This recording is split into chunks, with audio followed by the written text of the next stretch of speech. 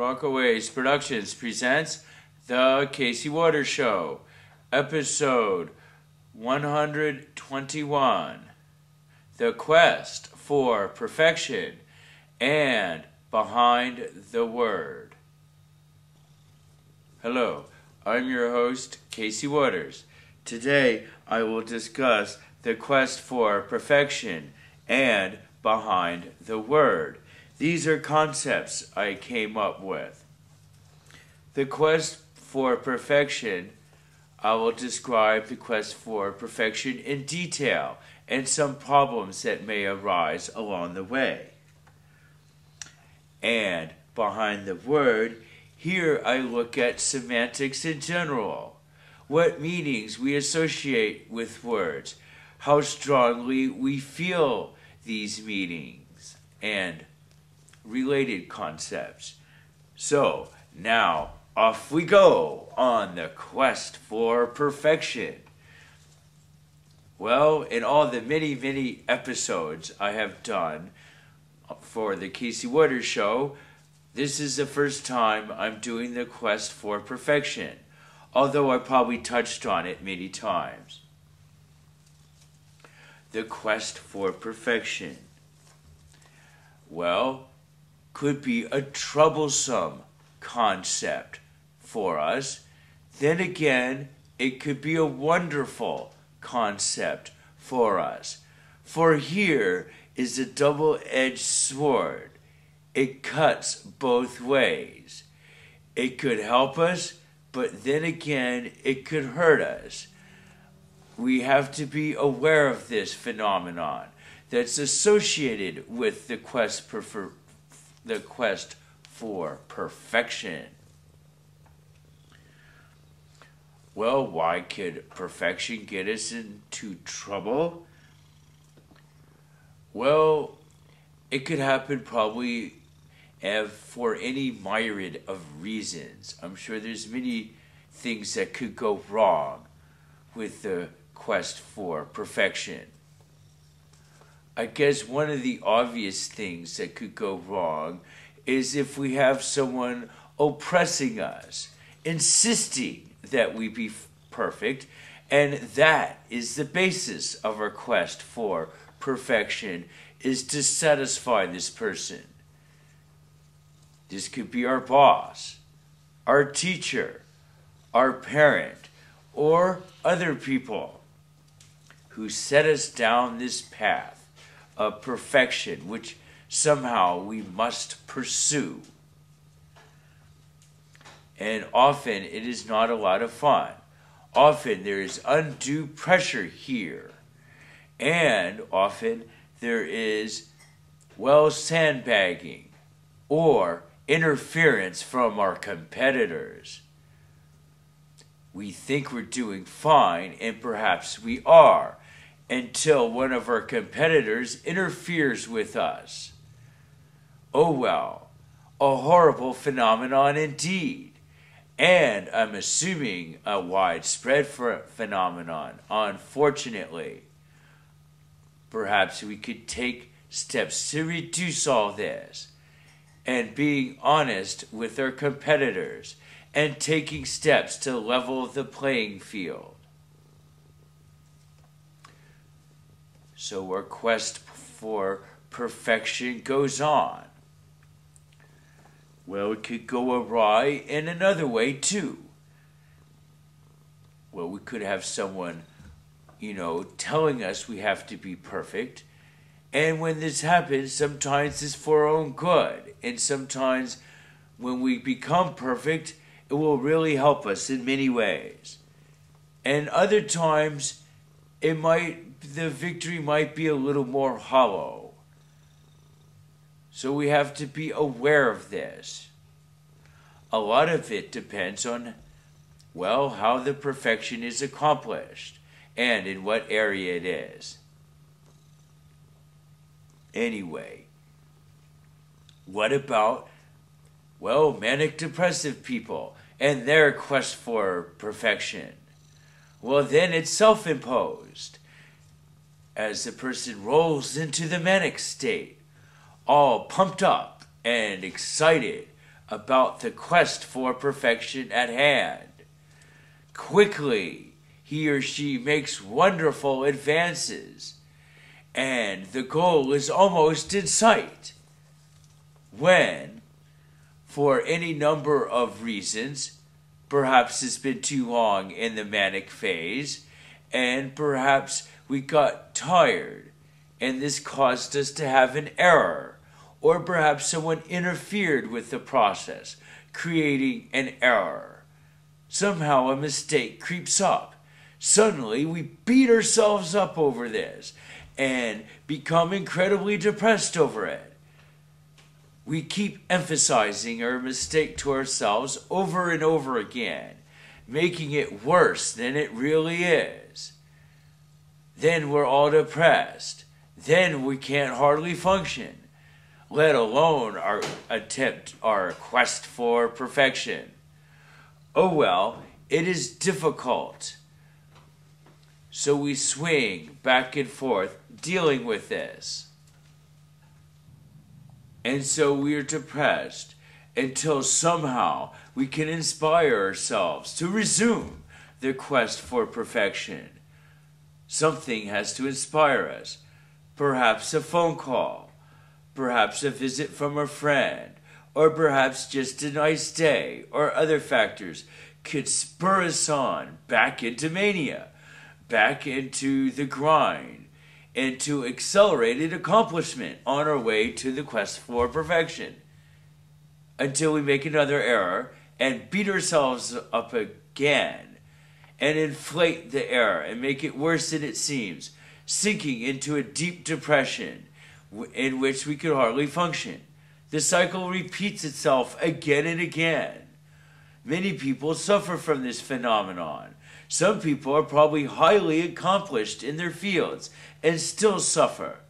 Others can hardly get going, and they suffer anyway.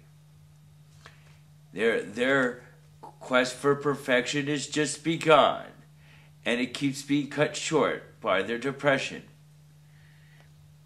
Anyway, many things happen on the quest for perfection. We have to be aware of this. For instance, when you're doing the perfect whatever, if you're an athlete running the perfect race, or a rock star singing the perfect song, you're at your zenith of your career. Well, several things probably typically could happen here. See, we always see it from the outside in. We look at it from the point of view of the commentator raving on your performance.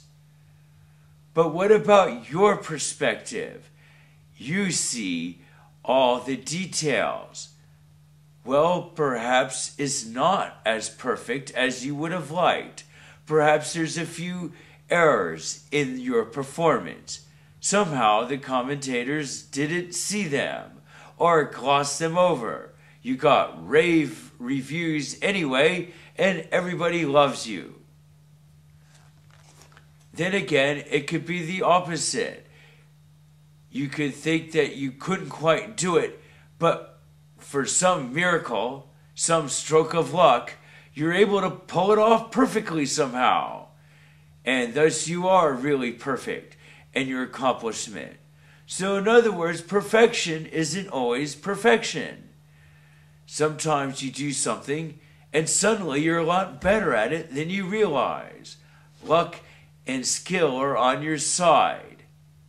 Other times you might fall short and make a few mistakes, but other people might overlook them and claim you're perfect anyway. So we're dealing with all of this. Well, now I'm going to take a little side note to deal with the viewer comment. I guess I got this viewer comment a few months ago. Anyway, someone was upset by my voice, thinking I'm too sarcastic. Well, sarcasm and dry wit are typically not used on the Casey Waters Show. They are only employed sporadically. Of course, my voice may sound otherwise, and if so, I apologize for it. This is probably in part due to my autistic nature. Remember, I have autism. It crept up early in my life, and I've been dealing with it for my whole life. Things got much better after 9 years old or so. Before then, I was more autistic, more wrapped up into my own world. As I went through my teenage years and into my 20s, things slowly improved further still. But I'm not there yet. I still retain some of my autism, basically by choice, a decision I made a long time ago. Well, anyway, why? Well, I guess I felt that I would have more options and be more flexible and be able to deal with change better that way, retaining my autism and my sense of independent judgment. Anyway, let's get back to this quest for perfection here. So we could have a person oppressing you, trying to get you to be perfect, and this may be for the good or for bad. This varies considerably. Then you have the manic depressive person and their quest for perfection. And then I guess you have many other sorts of quests for perfection. Just you doing it on your own initiative. Yet you're not manic depressive. You're just gonna try to be perfect anyway. Well, sure, this makes a lot of sense, especially with the economy being down. It's good to have a skill. You gotta be able to do something, but just be prepared for the competition. Anyway, also, keep a multi-level vision perspective on things. What I mean by that is there's many ways to see a situation. It's not just the one judgment, the one viewpoint, whether it is yours or whether it be that of the judge or your parent or your teacher or your boss. Well, sure, their verdict has a lot of weight, but it is not the only verdict. There are many other perspectives that they might not be factoring in, that you might not be factoring in. Just keep this in mind. Always hold on to this notion. It is useful in problem solving to see things from many different angles, even if some of those angles aren't even from a human point of view, perhaps from an animal point of view, or from an abstract point of view. This is where my autism might come into play, where I might have a slight advantage, for I don't conform as readily to things. But anyway, so there are other things going on too. One thing to remember is try to keep the quest personal. This is your quest for perfection, not somebody else's, even if you're being forced into doing it by your parent or a teacher or a coach or whoever. If this is what you want to do, and or you feel it is what's best for you anyway, well, as a general rule, it's best to succumb to their judgment and take it on the quest. But personalize it. Let it be your quest and not their quest. And that way you could do it a little more your way and have your enthusiasm into it.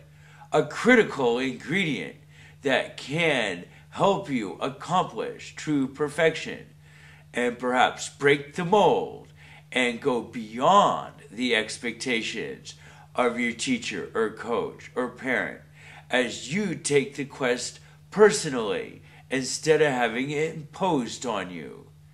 Remember, this is a good strategy when the quest is a benevolent one. Well, of course, you might be forced to do something perfect for something that is not really a good cause. Well, this is an unfortunate situation, and I guess it is best to take whatever careful measures you can to get out of the situation. Unfortunately, things like this might become a little more widespread in the future. That is, when we are encouraged to undertake somebody else's quest for perfection, and perhaps we might not always agree with it. Well, maybe it will be like that more in the future, but hopefully not. Time will tell. But now let's move along and leave the quest for perfection behind as we jump into behind the word. Here I go into semantics, the meaning behind words. Gee, this is such a basic concept.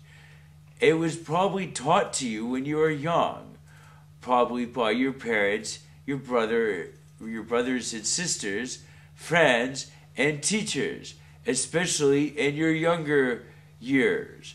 Let's say kindergarten through 6th grade. Anyway, so you get a handle on all these things, and you develop them, and you develop your vocabulary, and you develop your experience over years. And as the years drag on, year after year, it adds to your layers of experience. And words start to have many more meanings, many more shades to them. For the shades represents your own experience. Sure, that you have dealt with these situations. Why am I even discussing this? Gee, this seems a little boring. I know. Well, hold on. The reason I'm discussing this is because it varies. I'm assuming tremendously from individual to individual as to how seriously he or she might take some of these words and how big of an impact they really have on their lives. The words, the experience. Remember, I'm trying to tie them all up here and make them one and the same. Sure. So, you experience things, and there are words to describe them. Of course, sometimes you need to do the opposite and pull the word away from the experience, keeping in mind that everybody experiences things differently. And where one word might represent an incredibly upsetting concept to you, to another person it might represent a neutral concept or even a positive one because of their experiences and due to variations in meanings of words. Keep all that in mind. So we have our variable experiences which cause us to see different words differently and associate different meanings with them. But we have to take a few other things into account here too. For it's not just words and experiences that might have some variation and might make life tricky and difficult to interpret or understand occasionally. There's a few other concepts too, or at least a couple of them I could think of. One of them is you could look at life from different perspectives. Now we could get arbitrary here. Remember, it's not just your experience that causes you to have variations in your life. It's also how you see things. And some people take things more seriously than others. And sometimes you got to either take something more seriously or less seriously to help you be able to survive the situation and get by through it. If you got to do something you really think is a joke, well, perhaps you need to take it a little more seriously. If some situation is crushing you because it's so awful and oppressive and making you depressed, perhaps you need to take it a little more lightly. Sure. But there's other things too. For beyond that, the variability of how we see things and how seriously we take things, there is arbitrary concepts we could throw in. Here we go. For instance, there's the arbitrary concept that you are the center of everything. You can be like the center point, and everything flows out from you. And, well, in a sense, God sees the world through your eyes here.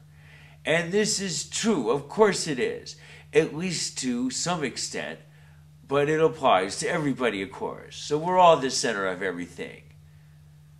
But yet, that still carries a lot of meaning. Just because we all share in it, that doesn't necessarily dilute it. Well, why? Well, perhaps it's because it's related to another arbitrary concept here. This concept I came up with yesterday, before I did my prostrations. But anyway, the concept of ownership and ego. Sure. Well, the idea that you own everything. That you own your possessions, your clothes, your house, and all that. And your relationships. There is a cat fight going on nearby. Hopefully, they'll come out of it soon. We have our possessions and our relationships. They are all part of us. But hold on. Can we split off from ourselves? Perhaps we can. Well, at least in an arbitrary concept, we could assume suddenly that there's not one of us, but perhaps two of us. Perhaps even more. But let's simplify things. There are two of us. So I guess the way to look at it is it would be you or I, basically being the first person, the main part of yourself. But then there would be another part of yourself. And so it's a question of how to label things. I guess it's a little arbitrary here.